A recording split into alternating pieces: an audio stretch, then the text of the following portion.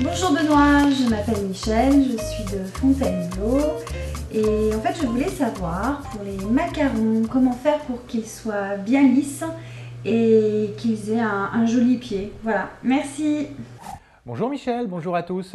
Pour réaliser correctement des macarons bien lisses avec le petit pied, il y a plusieurs règles à respecter. La première règle, le choix des aliments. La deuxième règle, le mélange. Et la troisième règle, la cuisson.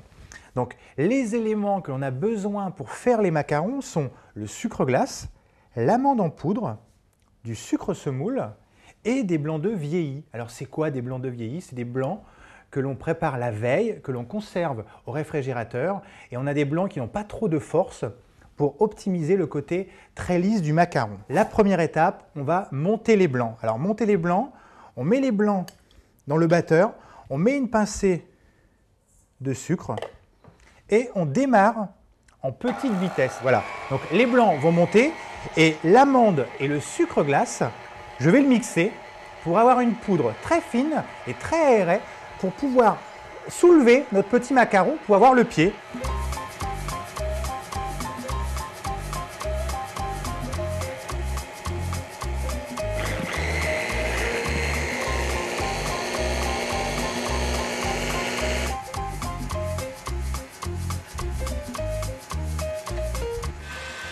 Donc les blancs sont pratiquement montés, donc je mets la dernière partie du sucre semoule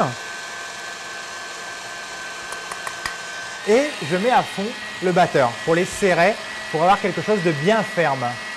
J'ajoute à l'intérieur 15 gouttes de colorant rouge pour avoir des macarons un peu rosés.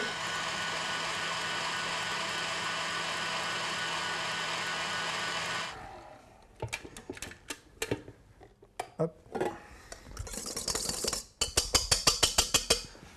Donc voilà.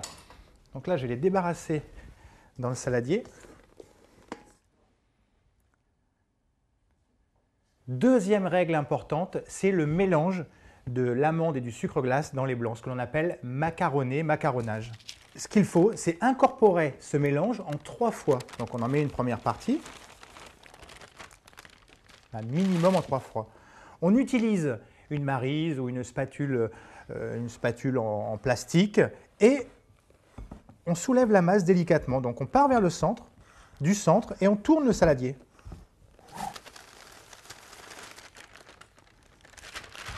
Donc une deuxième fois. On va même le faire en 4 fois, c'est la dernière partie.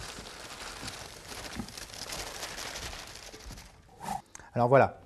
Donc là, à ce moment-là, votre pâte à macarons est très légère, on doit macaronner. Donc on va rabattre l'appareil, on va continuer à mélanger pour avoir une pâte à macarons très brillante et relativement lisse. Il ne faut pas que ça fasse de petites bosses sur le saladier. Et c'est ça qui va permettre aussi à avoir le macaron bien plat. Donc là, je continue à mélanger, je vais rabattre mon mélange.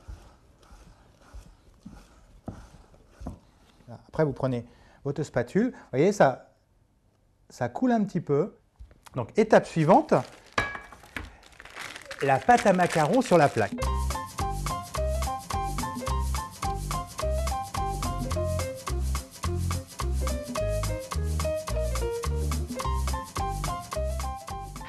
Donc vous tapotez légèrement la plaque et maintenant je vais laisser la plaque 15 minutes environ à l'extérieur pour faire une petite pellicule sur le dessus du macaron avant de mettre au four. Après 15 minutes à l'extérieur, les macarons sont prêts, donc on a une petite croûte sur le macaron qui va permettre d'optimiser le côté très lisse. On va pouvoir les cuire. Donc le four est toujours à 150 degrés. Donc là, on compte des petits macarons. Donc sur des petits macarons, comptez 12 minutes, 12 à 13 minutes à 150 degrés. À la sortie du four, j'ai posé la feuille sur une grille. On laisse refroidir tranquillement. Et après, avec un petit couteau, vous passez le petit couteau en dessous le macaron. Et là maintenant, on a notre macaron qui est terminé, pratiquement terminé, il n'y a plus qu'à le garnir avec le petit pied et la partie très lisse. Donc on va les décoller et les garnir avec une framboise pépin, une petite confiture de framboise. Soit à la poche, soit avec une petite cuillère. Le macaron, un petit peu de confiture et vous reposez sur le dessus et vous tournez légèrement.